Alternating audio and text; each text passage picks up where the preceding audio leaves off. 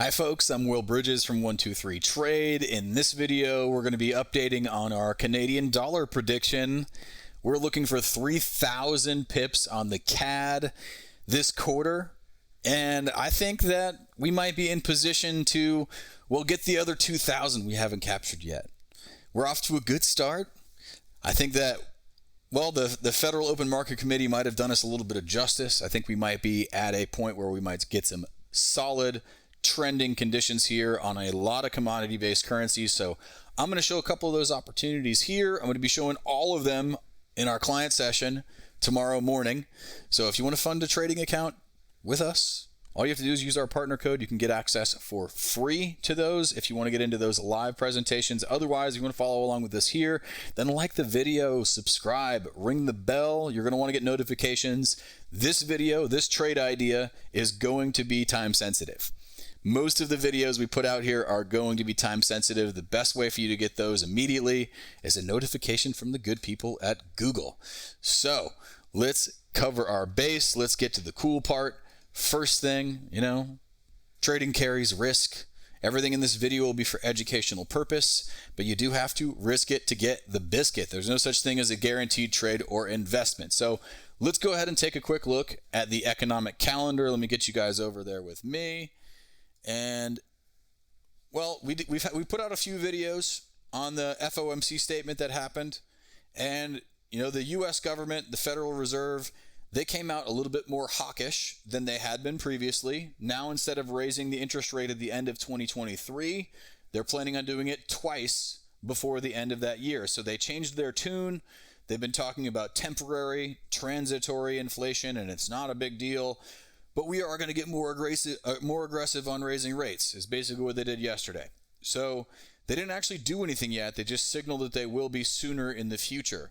But that being said, if we come down here, we take a look at New Zealand. Okay, New Zealand's GDP, 1.6% quarter over quarter. That's solid growth. That is, well, considerably better than the last time that they shrunk and they had a deflationary quarter.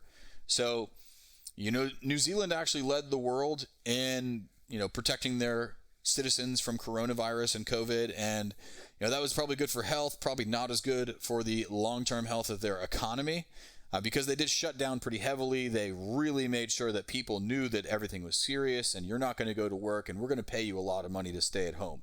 So it's going to be hard to get people out of that habit. So they may ramp up a little bit more slowly. I think they're not planning on raising interest rates until 2024. So there may be weakness against the dollar. That said, they are a commodity-based currency. So is the Canadian dollar. So is the Australian dollar. Okay, so Australia had a very strong month, 115,000 jobs created. And just to show here, it may be difficult. The last time they had a really solid showing like that, they didn't have quite as great of a month the next month. So that might be one of those buy the rumor, sell the news type of things. They could be hot right now. Matter of fact, they're going to be hotter than places like Canada because oil is falling like a rock since the Fed came out and talked about raising rates earlier than expected. So what I want to do is really update on our Canadian dollar prediction. And one of them that I think is going to have solid trend opportunity be one like this. This quarter over quarter number comes out once every 3 months. So we should have trend set there. We should have a nice, at least short-term trend on our CAD because the U.S. just made a big decision and Canada's very wait and see. So let's take a look at the NZDCAD. In our Friday session, I'm going to be looking at all of the CAD pairs because, well, I think that there's good opportunities on all of these.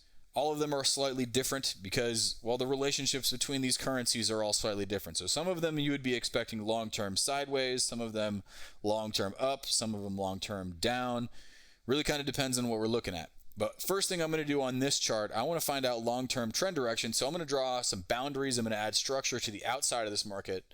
And I want to draw lines to where the market doesn't come back for, 10 years longer. Okay, these divorce points is really what I want.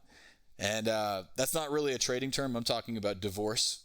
And you may not want to see your ex-wife for 10 years. That's not from personal experience. That is just a joke, folks. Okay, so what we're looking for now, now that we've looked at this, we've got two lines, one on the top, one on the bottom.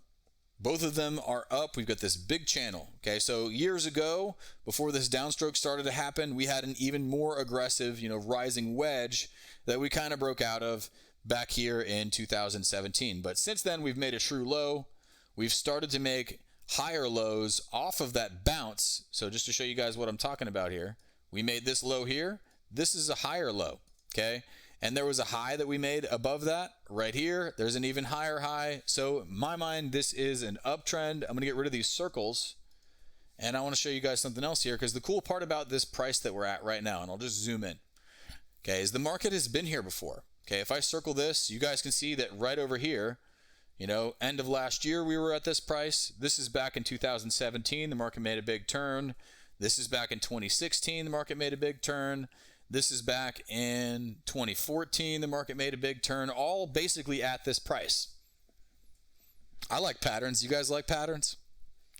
Because it really seems like the market didn't really want to get above that level. And, if I want to figure out where I might want to trade on the top, I know markets really only do things that they go up and down or they go sideways, and that's really it. So I'm going to draw a rectangle on here. I've already drawn trends. Let's look for a range. So the top of our range is probably where there's the most turnarounds. So the bottom, we've already circled all of our turnarounds. Those are all basically at this price. Okay. At the top, the reason why I picked the top of my box where I did is because of these turnarounds. Okay. That one happened back in 2014. This is in 2015. This is also in 2015. And then it looks like in 2017, we hovered around this price. That's a really nice price pocket there. And then again in 2018, we haven't been back there in 3 years, but we have been there a few times already. And, for you GAN enthusiasts out there, there's also a GAN vibration on here, just so we can give even more reasons why. But I don't know if all of you are familiar with this pattern, but this is more or less what a GAN pattern is. This one's kind of upside down. Okay. So if I'm looking for this thing to finish, really, I'm looking for it to do something like this at the end and then make a new high towards the outside. And I know that looks rough. If you guys want to read a book that I really like and I tell people about all the time, The Law of Vibration by Tony Plummer. I don't sell that book, but it's great. I read it in a day, and that's really where that pattern comes from. But I'll go ahead and get rid of that. I just want to show you guys something cool that I think exists right here on this chart. Another thing that a lot of you will be more familiar with is a trend line break. There's one right here, okay? And we're right on the back side of it, okay? So here's another reason why I think this is going to be awesome.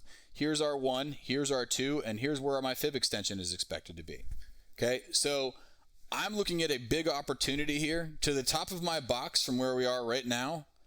Okay, that is 890 price interest points. Okay, so I wouldn't be surprised at all if we can get 890 price interest points with one trade on this one. It may not happen immediately, but we are going to be showing people how to run automations on stuff like this so we can turn, this one trade idea into something that executes every day and attempts to take profit every day, every couple of days, as we go up this wave that could take the next year or so. But we are looking for a ton of opportunity. This is just one currency cross that we're going to be looking at. We're going to be going through several of them tomorrow. Thousands of price interest points. The opportunity might actually be bigger than the original 3,000 pips that we were aiming for. 3,000 pips from a standard position is a $30,000 opportunity for those of you that are not familiar with the pip lingo.